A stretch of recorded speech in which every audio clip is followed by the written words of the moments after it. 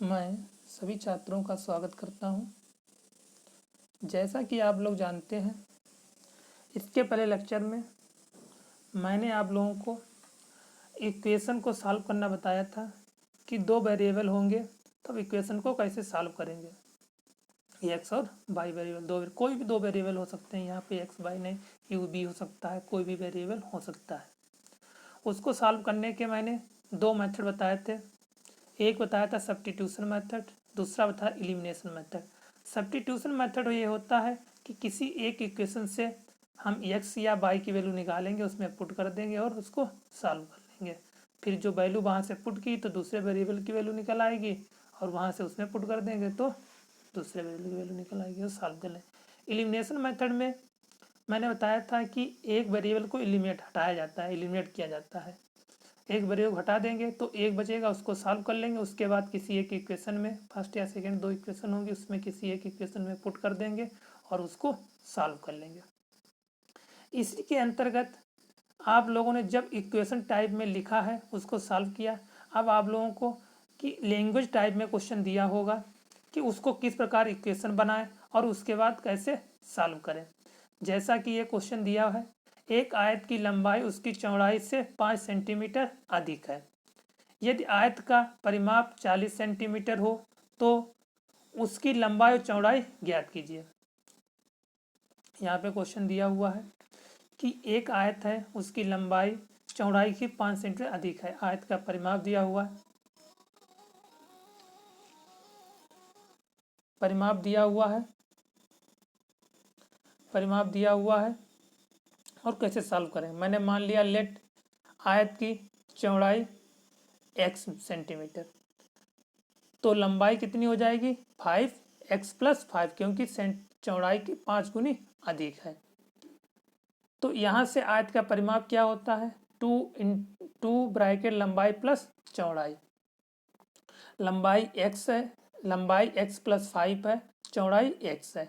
यहाँ से इसको सॉल्व करेंगे तो आ जाएगा 4x+10, और आयत का परिमाप दिया हुआ है 40 सेंटीमीटर। तो क्योंकि परिमाप है तो इक्वल होगा, तो 4x+10 = 14।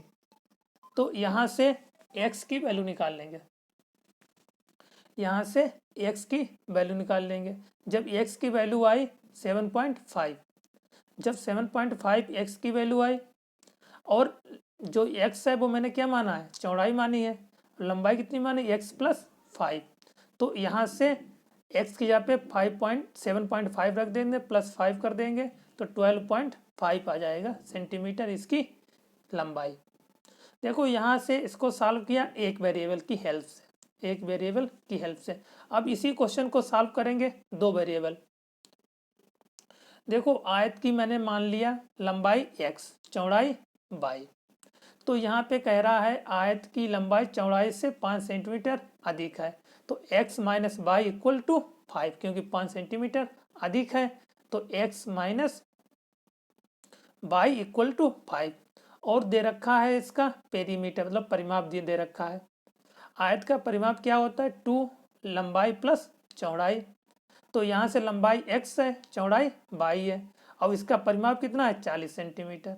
तो यहाँ से एक इक्वेशन बन के आ जाएगी x - y = 20, 20 आ जाएगा। यहाँ से एक इक्वेशन आ गई x - y = 5, दूसरी इक्वेशन आ गई x + y = 20। अब देखिए यहाँ से दो इक्वेशन बनी। अब इन दोनों इक्वेशन को किसी भी मेथड से, सब्स्टिट्यूशन मेथड या एलिमिनेशन मेथड, किसी भी एक मेथड से इसको सॉल्व कर लेंगे, सॉल्व कर लेंगे। यहाँ से x की वैल्यू निकल आएगी और y की वैल्यू निकल आएगी। जो x की वैल्यू होगी वो लंबाई होगी, y की वैल्यू होगी वो चौड़ाई होगी। इसी के अंतर्गत अगला क्वेश्चन है कि तीन मेज और कुर्सियों का मूल्य 1000 रुपये है, और 5 मेज और कुर्सियों का मूल्य 970 रुपये है।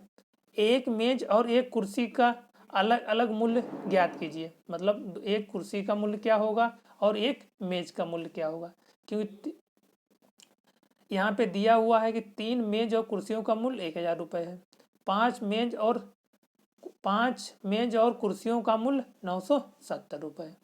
तो सबसे पहले एक मेज और एक कुर्सी का मूल्य निकालना है। तो हमें मान लेंगे एक मेज का मूल्य x रुपये, एक कुर्सी का मूल्य y रुपये। तो यहाँ से जब मान लेंगे उसके बाद 3 मेज और 5 कुर्सियों का मूल्य 3x + 5, क्योंकि एक मेज का मूल्य इतना है 5 और 5, एक मेज और 3 मेज और 5 कुर्सियों का मूल्य हो जाएगा, क्योंकि एक कुर्सी का मूल्य x है तो 3 कुर्सी का 3x हो जाएगा। इसी प्रकार एक मेज का मूल्य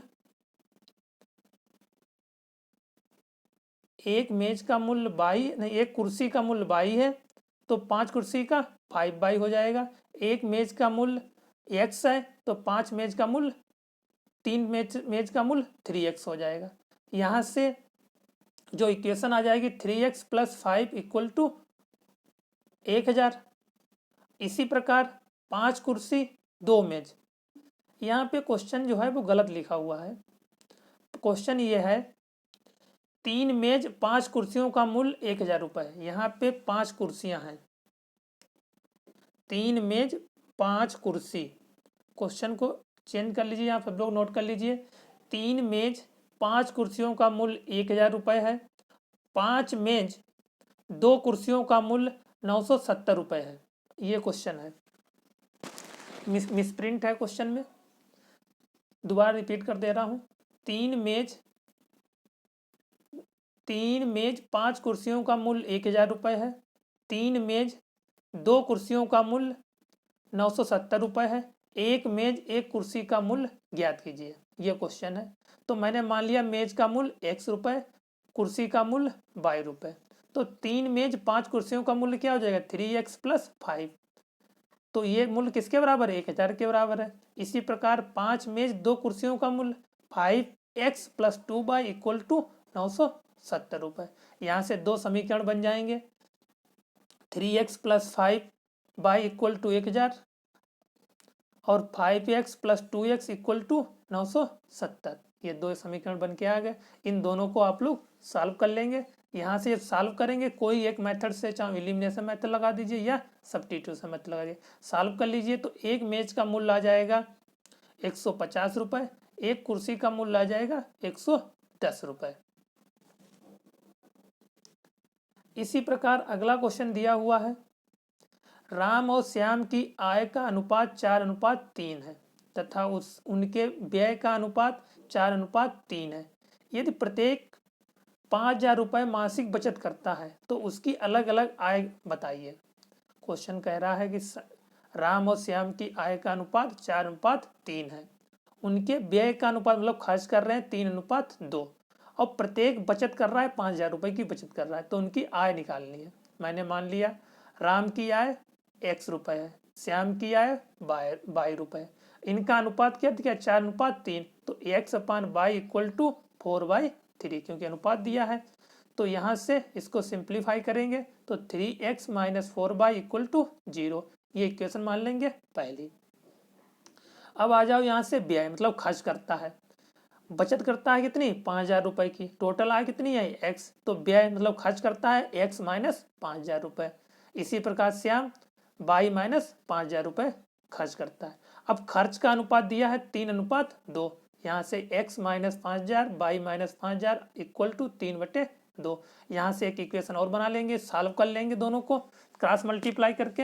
यहाँ से इक्वेशन आ जाएगी 2x - 3y = -5000। अब 2 इक्वेशन बन गई। अब दोनों इक्वेशन को आप किसी भी मेथड से, चाहे सब्स्टिट्यूशन मेथड चाहे एलिमिनेशन मेथड, कोई एक मेथड लगा दीजिए और इसको सॉल्व कर लीजिए। इसको सॉल्व करेंगे तो y की वैल्यू आ जाएगी 15000 रुपये, मतलब y किसको माना था श्याम की आयु, श्याम की मासिक आयु। तो श्याम की मासिक आयु आ जाएगी 15000 रुपये। और यहीं से इसको सॉल्व करके x एक इक्वेशन किसी पुट कर देंगे तो x राम की आय हो जाएगी 20000 रुपये सिंप्लीफाई करने के बाद। इसी के अंतर्गत अगला क्वेश्चन है कि 2 अंकों की एक संख्या की दहाई का अंक इकाई के अंक से 3 कम है। 2 अंकों की एक संख्या है, जिसमें दहाई का अंक इकाई के अंक से 3 कम है। यदि संख्या अंकों को जोड़कर 4 गुनी हो जाए, मतलब उनके अंकों को आपस में जोड़ दिया जाए तो 4 गुनी हो जाए तो संख्या बताइए। मतलब आप लोगों को 2 अंकों का नंबर निकालना है। सबसे पहले मान लेता हूं मैं, माना दहाई का अंक x, तो इकाई का अंक y, तो संख्या क्या हो जाएगी 10x प्लस y। ठीक, फिर कह रहा है कि दहाई का अंक इकाई का अंक से 3 कम है, तो x equal to y minus 3, 3 कम है तो y माइनस 3 हो जाएगा, तो x minus y equal to -3। उसके बाद कह रहा है कि यदि संख्या के अंकों को जोड़ की 4 गुनी हो जाएगी, संख्याओं के अंकों को जोड़ दिया जाए तो वो 4 गुनी हो जाएगी, तो 10x plus y equal to 4 time x plus y, 4 गुनी हो जाएगी। क्योंकि अंकों को जोड़ के संख्या कितनी हो जाएगी, 4 गुनी संख्या हो जाएगी, तो 4 से मल्टीप्लाई कर दिया, यहाँ से सॉल्व कर लिया तो 6x minus 3y equal to 0 आ गए। अब 2 इक्वेशन, पहली इक्वेशन दूसरी इक्वेशन को आप लोग सॉल्व कर लीजिए किसी मेथड से। जब सॉल्व करेंगे तो y की वैल्यू आ जाएगी 6 और 3 की वैल्यू आ जाएगी, x की वैल्यू आ जाएगी 3, तो संख्या हो जाएगी 36, क्योंकि दहाई का अंक है x और इकाई का अंक है y। यहाँ से संख्या निकल के आ जाएगी 36।